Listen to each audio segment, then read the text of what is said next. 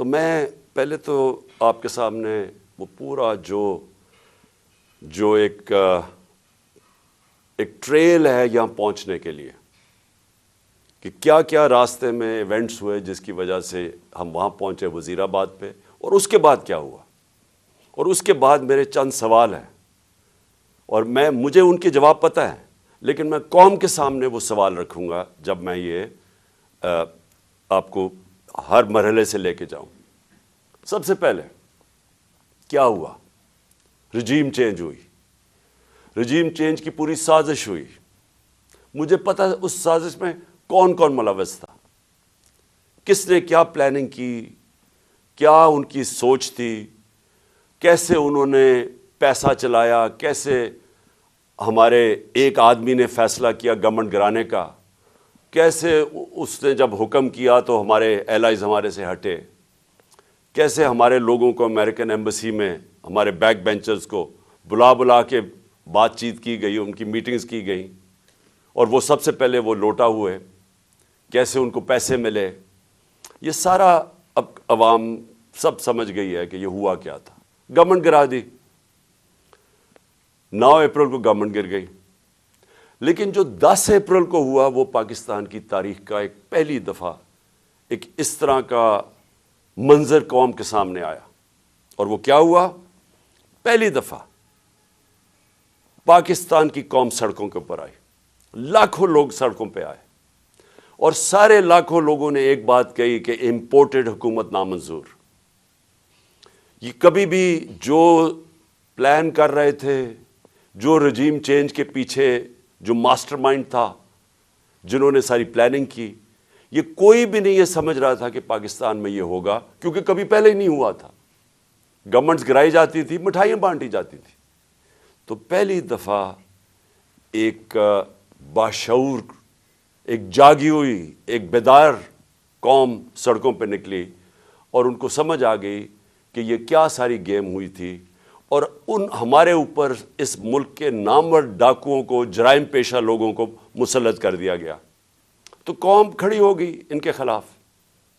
قوم نے یہ واضح ایک پیغام دیا وہ سہولت کاروں کو، رجیم چینج کے جو لوگ تھے، جو غدار تھے، یہ ملک کے میں کہتا ہوں غدار تھے، جو میر جعفر تھے، قوم نے ان کو پیغام پہنچا دی کہ ہمارے لیے یہ ہمیں بھیڑ بکریوں کی طرح نہ رکھو، ہم اس چیز کو قبول نہیں کرتے، ہم انسان ہیں، ہم وہ لوگ ہیں جن میں اب شعور آ چکا ہے، اور پھر سوشل میڈیا کا زمانہ ہے، اب کسی کی آواز ہی نہیں بند کر سکتے، جس کے پاس موبائل فون ہے اس کے پاس آواز آ گئی تھی۔ تو اس کے بعد یہ سوچا گیا جنہوں نے یہ رجیم چینج کی کہ جی اب یہ تھوڑی دیر کے لیے چلے گا، پھر یہ ایک غبارے سے، بلون سے ہوا نکل جائے گی۔ یہ ساری چیزیں ہم نے سنی، پوری گورنمنٹ نے پھر تیاری کی، اور جو ہمارے اوپر ظلم ہوئے، ایک بجائے یہ کہ غلطی کر دی آپ نے، عقل یہ کہتی ہے کہ اگر غلطی ہوگی تو اس سے پیچھے ہٹ جاؤ، ریورس کر دو، الیکشن کروا دو۔ جو آسان طریقہ تو یہ تھا، میں نے تو الیکشن اناؤنس کر دیے تھے، لیکن پورا زور لگا کے وہ الیکشن مسترد کیے گئے، اور اس کے بعد پھر یہ ان کو جب مسلط کیا گیا، تو جب قوم بار بار پیغام دینا شروع ہوئی کہ ہم آپ کے ساتھ نہیں ہیں، ہم اس کو قبول نہیں کرتے، الیکشنز ہوئے، بائی الیکشنز ہوئے، اس کے رزلٹ سامنے آ گئے۔ کبھی بھی نہیں ہوا کہ اسٹیبلشمنٹ ایک ساری پارٹیز کے ساتھ مل کے کھڑی ہوں ایک پیج پہ، اور ایک جو حکومت سے باہر پارٹی ہو وہ 75% الیکشن جیت جائے۔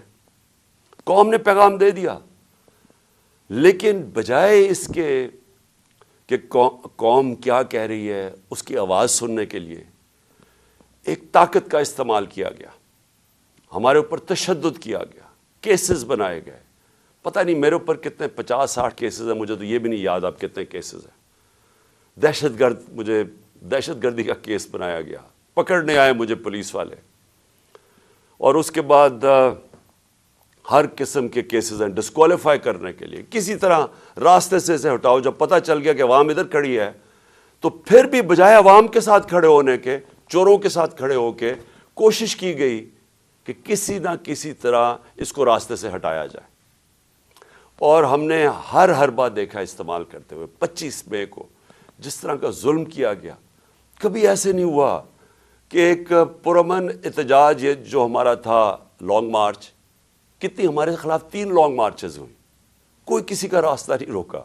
یہاں 2 دن پہلے پولیس گھروں میں گھس کے چادر اور چار دیواری کو مسترد کر کے اس ملک کے جو ہمارا ایک اسلامی کلچر ہے، ہم خواتین کی گھر کی رسپیکٹ ہے اس ملک پہ، کہ ہم اس طرح فیملیز کے اندر گھروں میں نہیں رات کے 3 بجے دوبارے چھلانگ کے پولیس گھس جائے. وہ گھسی، ان کو پکڑا، لوگوں کو لے کے گئے. 11 سال کے بچے کو پولیس اسٹیشن لے کے، کیونکہ باپ نہیں تھا اس کو پولیس اسٹیشن لے گئے. ایک ہماری 70 سالہ خاتون MP تھیں، ان کو رات گھسیٹ کے پولیس اسٹیشن لے گئے. ایسا کبھی نہیں ہوا. پھر 25 میں آیا، پھر جو شیلنگ کی اور تشدد کیا، سارا ایک ابھی تک مجھے نہیں سمجھ آئی کہ یہ کس طرح کا مائنڈ تھا، یہ کیسا ذہن تھا کہ بجائے پھر سے عوام کی آواز سننے کے لیے کہ عوام بتا رہی ہے آپ نے غلطی کر دی ہے، نہیں، ان کو ہم بھیڑ بکریوں کی طرح ڈنڈے مار کے ٹھیک کریں گے. یہ مائنڈ سیٹ تھا. اور پھر جب دوسرا بائی الیکشن آیا، ساری پارٹیز ایک طرف، اسٹیبلشمنٹ ایک طرف، اس کے باوجود جب 75% الیکشن 7 یا 8 الیکشنز ہم جیت گئے 11 میں سے، اس کے بعد پھر یہ پلان بنایا گیا. پہلے بھی ایک پلان بنا تھا مجھے مارنے کا. میں نے کہا کہ میں نے 4 لوگوں کے نام میں نے دے کے اور میں نے باہر ایک ویڈیو بنا کے ملک سے باہر بھجوا دی کہ اگر مجھے کچھ ہوتا ہے تو وہ ویڈیو آ جائے گی. اب دوسرا پلان بنا گیا، یہ پلان بی تھا. اور پلان بی، اب ان کو پتا تھا کہ اگر مجھے اسی طرح قتل کرتے ہیں تو ان کے اوپر آ جائے گی، تو انہوں نے ایک اور پلان لے کے آئے. اور پلان کہ جی سلمان تاثیر ٹائپ قتل ہو، دینی انتہا پسند جلال اور جوش میں آ کے اس نے عمران خان کو قتل کر دیا. یہ پلان بنا. اب میں آپ کو اس کا پلان بتاتا ہوں کہ مجھے کب پتہ چلا، لیکن یہ شروع کدھر سے ہوا. کیونکہ یہ JIT کی جو رپورٹ ہے اس کے اندر کافی چیزیں آئی ہیں جو میں بعد میں آپ کو بتاؤں گا، کہ اگر کسی کو کوئی شک ہے کہ یہ باقاعدہ ایک پلان بن کے مجھے قتل کرنے کی اسکیم بنی تھی، وہ جو میں آپ کو چیزیں بتاؤں گا آپ کے سب کے شک دور ہو جائیں گے، کہ آپ کو واضح ہو جائے گا کہ کتنی بڑی یہ پلان کر کے سازش کی گئی تھی. اور کوشش یہ بتانا تھا کہ یہ دینی انتہا پسند نے کیا. اب میں آپ کو ذرا بتاؤں کہ یہ سیکوینس آف ایونٹس کیا ہوا ہے. 24 اگست ایک وقار ستی ایک ویڈیو لے کے آتا ہے. ویڈیو کدھر بنتی ہے یہ میرا بہت بڑا سوال ہے. یہ کون بناتا ہے یہ ویڈیو؟ اور جیسے بھی اس کے پیچھے جائیں گے آپ کو پتہ چل جائے گا. اور مجھے پتہ ہے وہ کون تھے، کہ کس نے یہ ویڈیو بنائی. اور ویڈیو کیا ہے؟ عمران خان نے توہین رسالت کر دی، توہین مذہب کر دیا. اور اس کے بعد جناب وہ ویڈیو آگے نکلتی ہے. جاوید لطیف پریس کانفرنس کرتا ہے 14 سپٹمبر کو، اور وہ یہ کہتا ہے کہ جناب عمران خان نے بڑا ظلم کر دیا دین کے خلاف. بڑا یہ اس نے لوگوں کے اندر وہ کیا ہے کہ اس نے دین کی کیونکہ کیا ہے تو لوگوں میں اب بڑا غصہ ہے اس کے خلاف. پھر مریم نواز، بڑا اس کو دین کی پرواہ ہے، وہ بہت تکلیف لیتی ہے کہ کوئی دین کے خلاف بات نہ کر دے. تو مریم نواز کو بھی جوش آ جاتا ہے اور وہ 15 سپٹمبر کو وہ بھی پریس کانفرنس کر دیتی ہے. اس سے پہلے میں بھول جاؤں کہ ایک ملک کا ایک بہت بڑا دینی آدمی رانا ثناءاللہ، اس کو بھی جوش آتا ہے. وہ 14 تاریخ کو ایک پریس کانفرنس کرتا ہے کہ جی وہ عمران نے لوگوں کو بڑا غصہ چڑھا دیا کہ اس نے دین کے خلاف بولا. اور پھر ایک اور بڑا دینی آدمی خواجہ آصف، بڑا جی اس کو بھی دین کی بڑی فکر ہے، وہ بھی پریس کانفرنس کر دیتا ہے اور یہ کرتا ہے 10 اکتوبر کو، اور یہ بھی کہتا ہے کہ جناب عمران خان کو، اس کو قوم کو معاف نہیں کرنا چاہیے اسے، کیونکہ اس نے دین کے خلاف، وہ ویڈیو کے اوپر سارا ایک ویڈیو بنتی ہے. یاد رکھیں وہ ویڈیو بنتی کدھر سے، اس سے پہلے پی ٹی وی.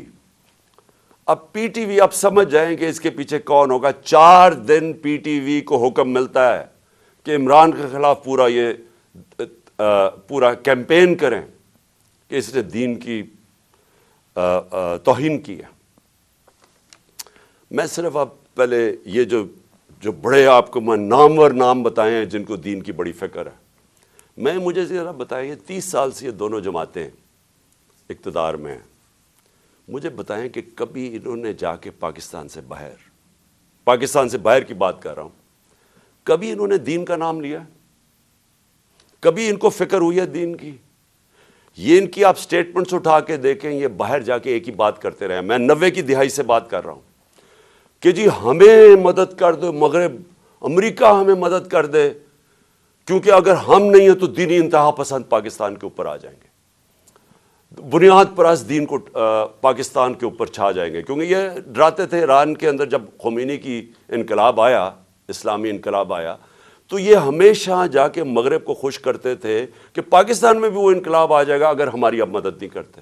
ان کی سٹیٹمنٹس اٹھا کے دیکھیں، جب یہ باہر جاتے تھے ان کے سربراہ، تو صرف ان کا یہ دین کا نہیں، دین کی بات چھوڑیں، یہ صرف یہ کہتے تھے کہ ہم لبرل ہیں، ہم آپ کے ساتھ ہیں، ہمیں بچا لیں نہیں تو دینی لوگ پاکستان کے اوپر حاوی ہو جائیں گے.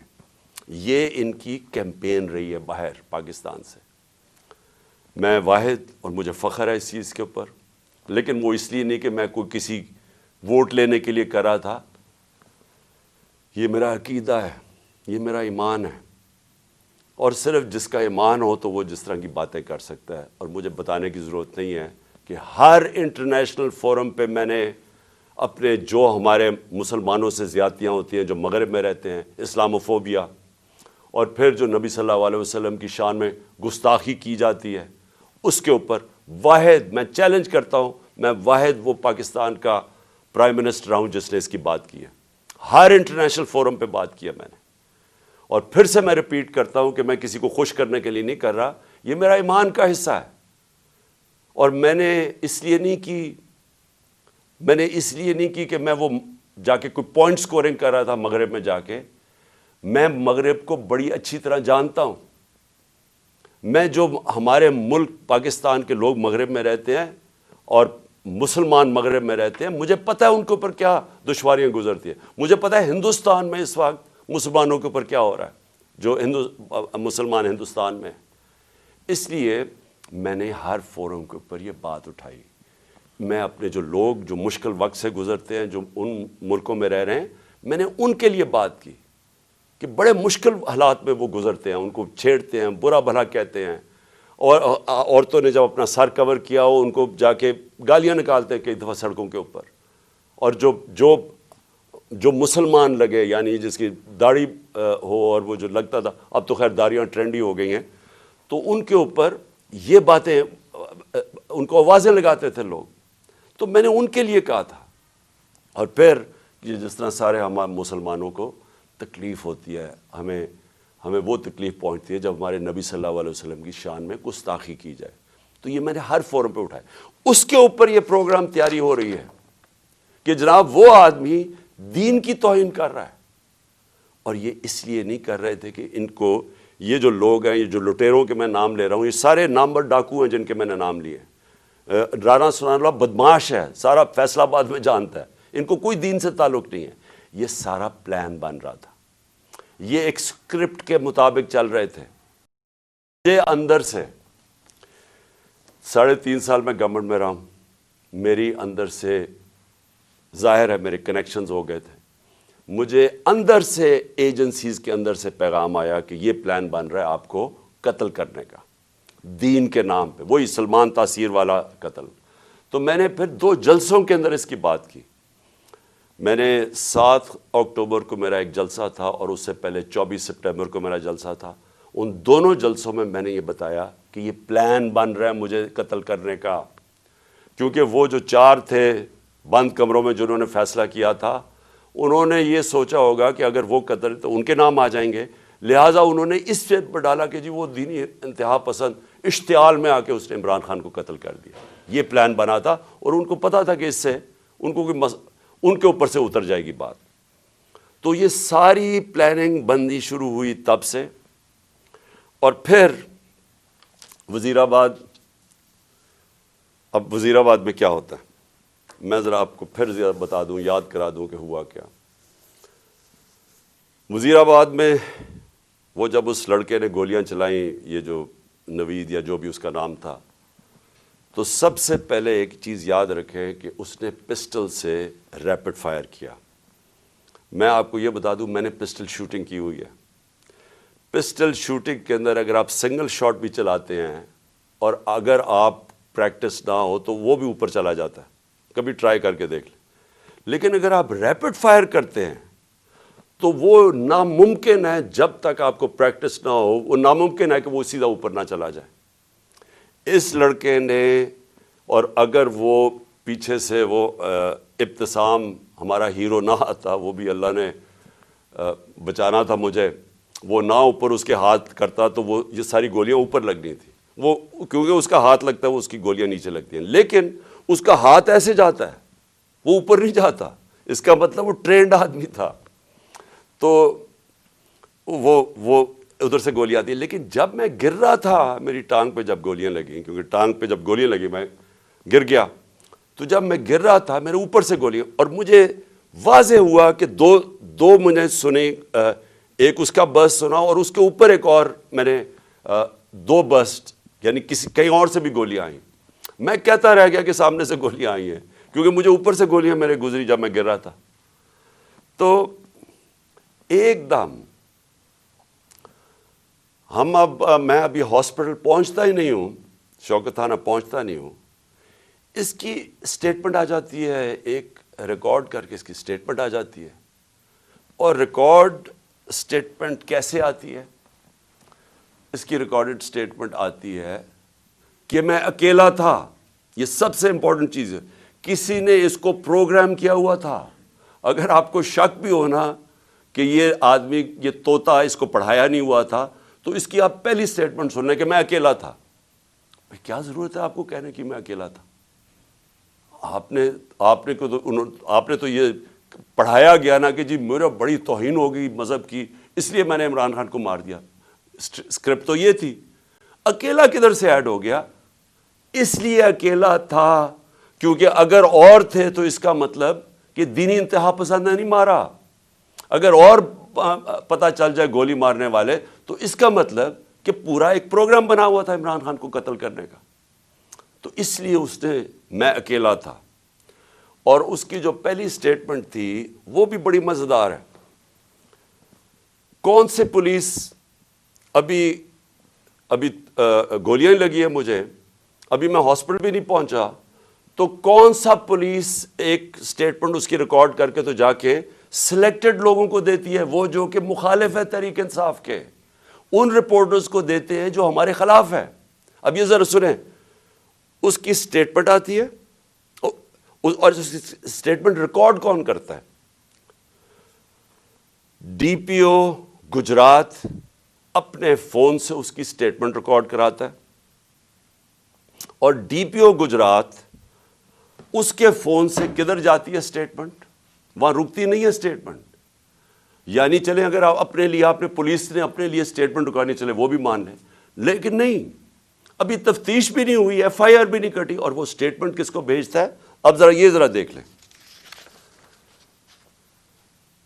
وہ ریکارڈ کرواتا ہے 1 گھنٹے کے بعد سٹیٹمنٹ، لیکن 6:01 میں غریدہ فاروقی ٹویٹ کرتی ہے. وہ 6:02 وقار ستی، جس نے پہلے ویڈیو ریلیز کی تھی، وہ ٹویٹ کرتا ہے. 6:02 میں مرتضی سلنگی ٹویٹ کرتا ہے. وہ حامد میر 6:03 پہ ٹویٹ کرتا ہے. اور جو آپ کو پتا ہے کہ ہمارا کتنا خیر خواہ چینل ہے جیو نیوز، وہ 6:04 پہ کرتا ہے ٹویٹ، یعنی پروگرام اس کے دکھاتا ہے وہی اس کی سٹیٹمنٹ. اور پھر سما آپ کو اگلا پتا کہ وہ ہمارا کتنے خیر خواہ چینل ہے. یعنی چن کے ان چینلز کو ہی بھیجا جاتا ہے، وہ کرتا ہے، وہ بھی 6 بجے کے 4 منٹ پہ کرتا ہے، اور اس کے بعد پھر باقی چینلز آتی ہیں۔ تو سب سے پہلے ڈی پی او جو سٹیٹمنٹ ریکارڈ کراتا ہے اس کی، وہ سب سے پہلے جاتی ہے ان رپورٹرز کو جو کہ سب کو پتہ ہے کہ اس وقت تحریک انصاف کے مخالف ہیں۔ تو اب سوال یہ ہے کہ ڈی پی او تو ہمارا ہے، پنجاب گورنمنٹ تو ہماری ہے، تو ہمارا اپنا ڈی پی او ریکارڈ کروا کے سٹیٹمنٹ بھجواتا کدھر ہے؟ اور پھر جو اگلا سوال یہ ہے کہ ہمیں یہ ڈی پی او کی کوئی سٹیٹمنٹ آئی کہ جی شروع میں کوئی عجیب سی سٹیٹمنٹ اس کی آئی، تو میں یہ بھی چاہتا ہوں کہ سارے آپ دیکھ لیں کہ ڈی پی او کیسے، کیونکہ یہ سی سی ٹی وی فوٹیج پہ آ گیا۔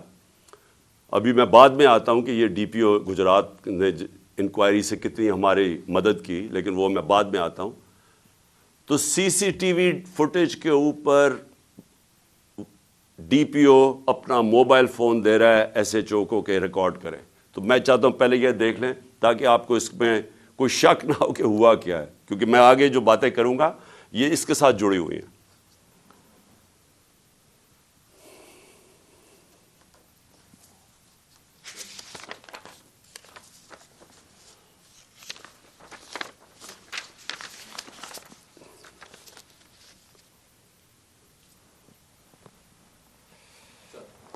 اچھا جی، اب ذرا آگے کہانی جاتی ہے۔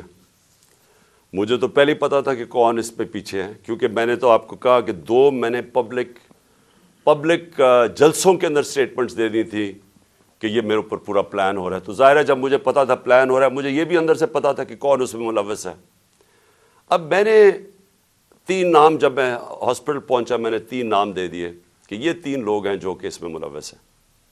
اب یہ یاد رکھیں کہ ایف آئی آر ہوتی کیا ہے، فرسٹ انفارمیشن رپورٹ کا مطلب ہوتا کیا ہے؟ مجھے گولیاں لگی ہیں، میرا یہ حق ہے کہ میں جن کو سمجھتا ہوں کہ اس کے اندر جن میں جو شک ہے مجھے، ان کا میں نام دوں تاکہ انویسٹیگیشن شروع ہو۔ گورنمنٹ ہماری پنجاب میں، میں پارٹی کا ہیڈ جس کی گورنمنٹ پنجاب میں ہے، اور ہم وہ سٹیٹمنٹ نہیں ریکارڈ کروا سکتے۔ میرا پہلا سوال ہے کیوں؟ کون تھا جو کہ روک رہا تھا اس سٹیٹمنٹ کو؟ کون ڈر رہا تھا تفتیش سے؟ میں نے جب یہ نام لیے تو ان کے اوپر تفتیش ہونی چاہیے تھی، میرا رائٹ ہے، لیکن میں پارٹی کا سربراہ، ایکس پرائم منسٹر، ہماری گورنمنٹ پنجاب میں ایف آئی آر آج تک نہیں کٹوا سکا۔ کون روک رہا تھا؟ کون اتنی بڑی طاقت تھی جو کہ گورنمنٹ جو ہماری پنجاب میں ہے اس سے بھی زیادہ بڑی طاقت تھی کو روک سکتی تھی اس کو؟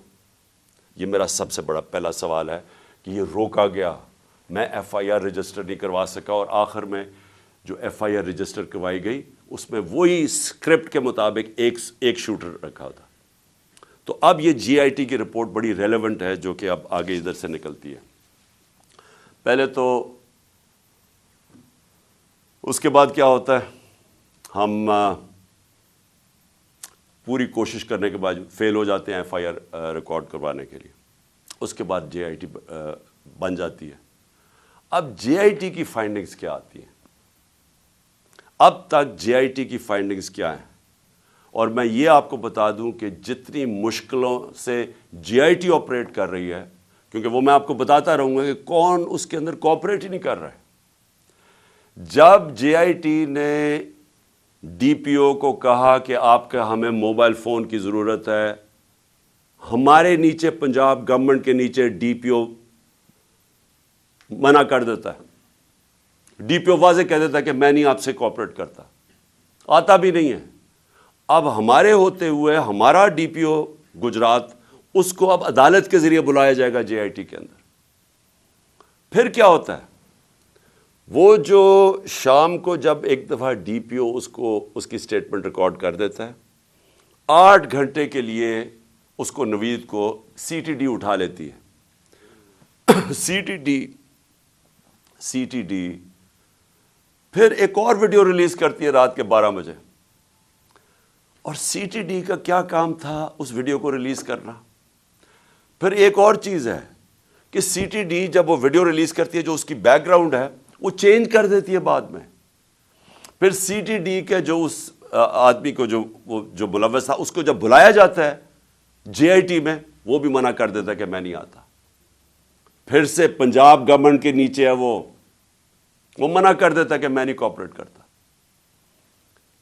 یعنی کیا وجہ ہے؟ اب میں سوال سب سے پوچھتا ہوں کہ کیا وجہ ہے کہ یہ ہمارے نیچے آفیسرز پہلے تو وہ نہیں ہم اپنی ایف آئی آر نہیں رجسٹر کروا سکتے اور پھر وہ منع کر دیتے ہیں کہ جی ہم نہیں کوآپریٹ کرتے. کیوں نہیں کرتے؟ کون ان کو روک رہا تھا؟ ہمارے سے ظاہر ہے کوئی زیادہ طاقتور فورس تھی جو روک رہا ہے ان کو. اس کے بعد کیا ہوتا ہے؟ اس کے بعد جے آئی ٹی کی فائنڈنگز آتی ہیں. وہ عدالت میں جو آپ فائنڈنگز رکھتے ہیں اس میں کیا چیز سامنے آتی ہے؟ نمبر 1 کہ 3 شوٹر تھے، 2 نہیں تھے، 3 شوٹر تھے. ایک تو وہ نوید جس نے گولیاں ماری، دوسرا ایک اوپر سے جو گولیاں جو میں کہہ رہا تھا اوپر سے آئیں گولیاں، وہ اب وہاں بھی ان کے جو گولیوں کے جو شیلز ہوتے ہیں وہ وہاں ملے اوپر. 8 غالباً اوپر ملے، 10 نیچے ملے اور 2 اور نیچے ملے جو اور مختلف بندوق سے چلائے ہوئے تھے. جو گارڈز تھے ہمارے اوپر ان کی فورینزک جب ٹیسٹ کرایا گیا کسی کی بھی گولی نہیں چلی تھی، کیونکہ جو گارڈ سب سے قریب تھا اس کے تو 6 گولیاں اس کے اندر سے نکلی، تو وہاں تو کسی کے پاس بھی نہیں تھا. اور پھر یہ بھی چیز سامنے آ گئی کہ معظم جو تھا، جو معظم شہید ہوا، وہ آپ کوئی بھی اگر آپ کو سوشل میڈیا پہ وہ ویڈیو مل سکتی ہے، اس کا سلو موشن دیکھ لیں. وہ معظم جب جاتا ہے اس کے پیچھے تو جیسے ہی اس کے سامنے آتا ہے نوید کے، اس کو گولی لگتی ہے. وہ گولی نہ آگے سے لگتی ہے نہ کنٹینر سے لگتی ہے، وہ گولی کہیں دور سے آ کے لگتی ہے اس کے اس طرف. اور وہ نوید کے لیے وہ گولی تھی.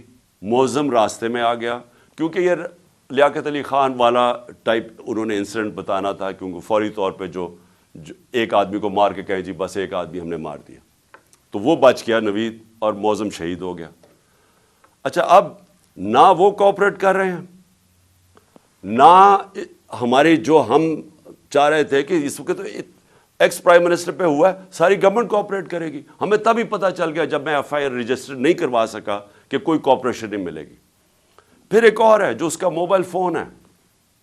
سی T D J I T نے اس کے موبائل فون کے اوپر فورینزک کرانے کے لیے اس ادارے کو دیا جو فیڈرل گورنمنٹ کے نیچے ہے کہ بتائیں جناب کہ اس کو کالز کدھر سے آئی ہیں. اس ادارے نے منع کر دیا کہ نہیں ہم نہیں دیتے. کیوں نہیں دیتے؟ کیا وجہ ہے اس کی؟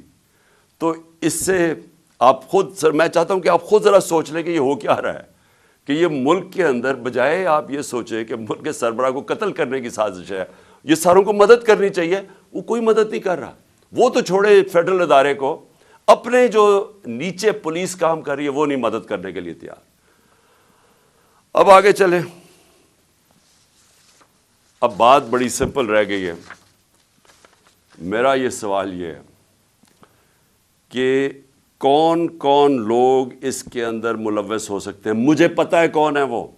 میں صرف اب سوال چھوڑنے لگا ہوں سب کے لیے، اپنی قوم کے لیے، کہ یہ جب میرے یہ جو ہوا اس کے اندر میں چاہتا ہوں کہ قوم خود سوچ لے کہ اگر یہ ملک کے ایکس پرائم منسٹر سے ہو سکتا ہے تو باقی قوم کے اندر لوگوں کی کیا حیثیت رہ گئی.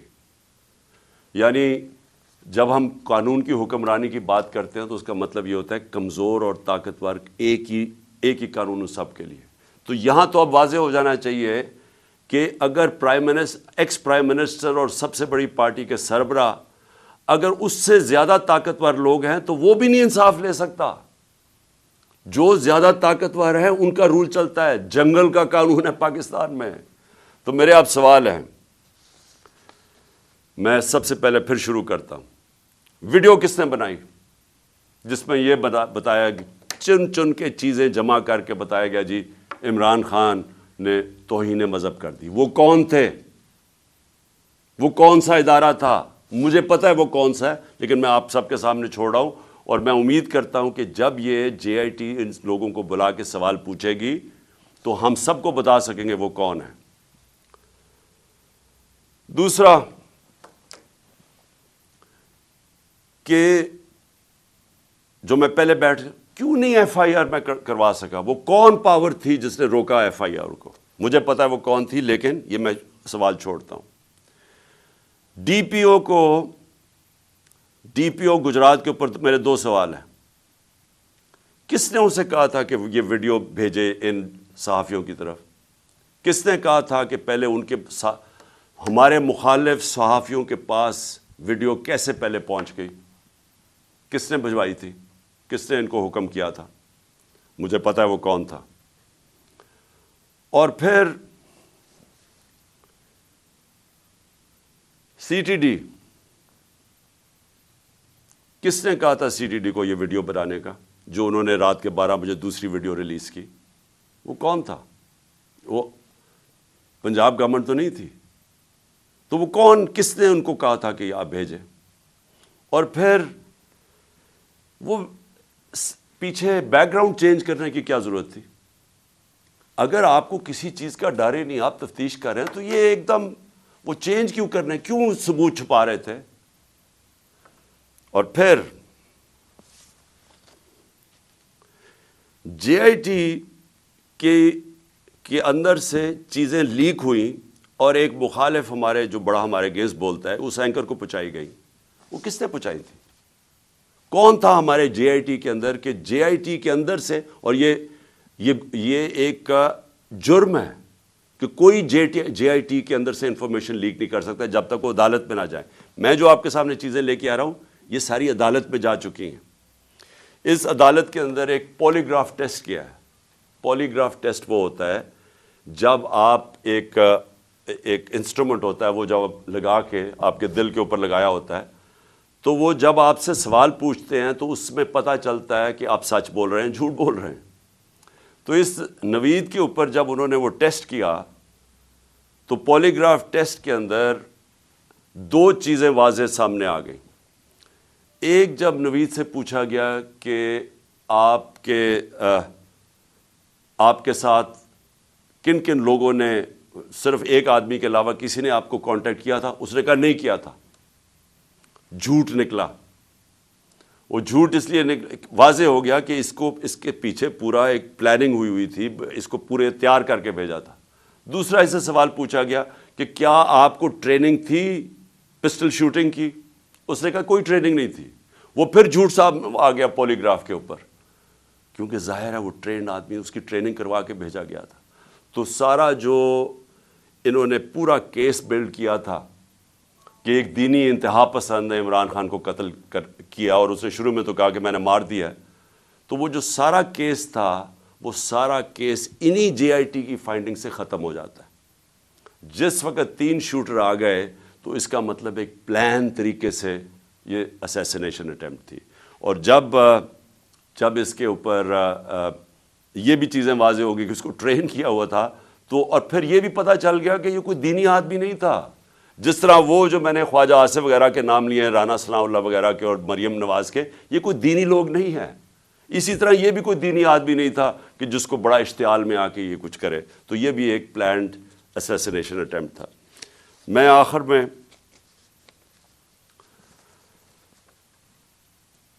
میں سوال پوچھنا چاہتا ہوں ان لوگوں کو جو اس ملک میں طاقت رکھتے ہیں۔ میں ان لوگوں سے آج سوال پوچھنا چاہتا ہوں جو مجھے پتہ ہے اس کے پیچھے تھے۔ مجھے یہ پتہ ہے کہ نون لیگ یہ اوپر سربراہ ان کے پیچھے تھے، مجھے اس کا واضح ہے۔ مجھے یہ پتہ ہے کہ رانا ثناء اللہ جس کے لیے قتل کرنا کوئی بڑی چیز نہیں، وہ پیچھے تھا۔ مجھے پتہ ہے کہ شہباز شریف جس نے ایکسٹرا جوڈیشل کلنگ میں، اس کے اوپر رپورٹ ہے 97 سے 99 تک، کہ اس نے کتنے لوگ پولیس مقابل میں قتل کروائے تھے۔ عابد باکسر کی سٹیٹمنٹ ہے کہ کیسے شہباز شریف ان سے لوگوں کو قتل کرواتا تھا۔ ماڈل ٹاؤن کے اندر ان دونوں نے دن دہاڑے نہتے لوگوں کے اوپر گولی چلائی، جس میں 12 لوگ اس میں قتل ہوئے اور اس کے علاوہ کوئی 50-60 لوگوں کو گولیاں لگی۔ اور وہ ٹی وی کے اوپر سب آ رہا تھا. یہ وہ لوگ ہیں، ان کا تو مجھے پتہ ہے. لیکن مجھے جو ایک طرح افسوس بھی ہے اور ایک طرح اپنے ملک کی فکر بھی ہے کہ وہ لوگ جن کو ہم سمجھتے ہیں کہ اس ملک کی انہوں نے حفاظت کرنی ہے، جو اس ملک کے محافظ ہیں، وہ اس پلاٹ میں کیسے شامل ہو گئے؟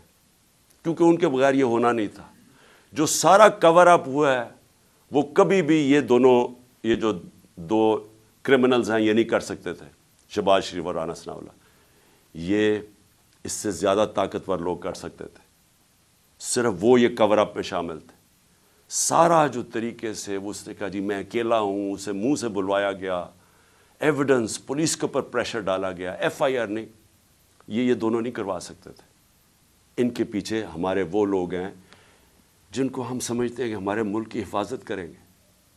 میں یہ سوال پوچھتا ہوں کہ کیا میں وہ آدمی ہوں جس کو آپ کہہ سکتے ہیں کہ یہ کوئی بیرونی سازش کا حصہ ہے؟ کیا آپ کہہ سکتے ہیں کہ اس نے اپنے ملک کا کبھی پیسہ ملک سے باہر رکھا ہوا ہے اور باہر بڑے بڑے اکاؤنٹس ہیں اور بینک اکاؤنٹ، جس طرح یہ جو چور اوپر مسلط کیے ہیں ان سب کے باہر پیسہ پڑا ہے، اربوں ڈالر پڑا ہے اور ابھی بھی چوری کر کے پیسہ باہر لے کے جا رہے ہیں. جس نے باہر کمائی کر کے سب کچھ، آج اس کا جینا مرنا پاکستان ہے. میرا سوال یہ ہے کہ اس کو اگر قتل کروانے کی سازش میں آپ ملوث ہیں تو کیا آپ کو فکر ہے اپنی قوم کی؟ اگر ملک کی سب سے بڑی پارٹی کے سربراہ کو آپ قتل کروا دیتے ہیں، جو واحد فیڈرل پارٹی آج پاکستان میں قوموں کو پولیٹیکل پارٹیز اکٹھا رکھتی ہیں، اگر قوموں کو صرف فوج کے ذریعے اکٹھا رکھتے تو ایسٹ پاکستان علیحدہ نہ ہوتا.